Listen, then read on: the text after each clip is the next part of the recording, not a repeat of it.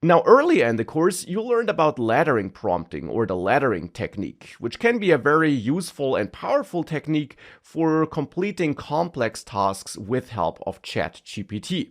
Now, even though you can, of course, split up a problem into smaller problems yourself, and sometimes you indeed might want to do that, you can also use ChatGPT to split up a problem. And you could send a prompt like this one here to ChatGPT. Now in this example here, I'm giving ChatGPT a quite complex role, and then I set the main goal that it should help me create a blog post.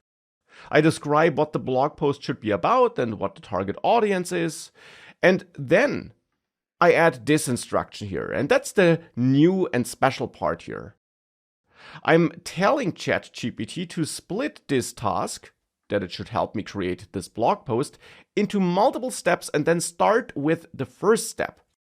And if I send this to ChatGPT, then here, in my case, it indeed tells me that the first step indeed should be to research and compile a list of important keywords, and it then starts with that step as a first step.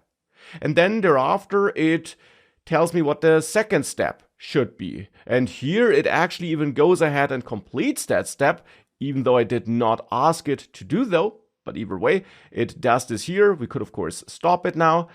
But the main takeaway here is that indeed it does split up a problem into multiple steps itself here. And that can of course be a super powerful technique because it's not just using kind of the self-reflective capabilities of ChatGPT, but it also means that you don't have to think about a complex problem too long, but that instead you can use ChatGPT to split up that problem for you. And ChatGPT might come up with a way of splitting that problem you might have not come up with yourself, for example.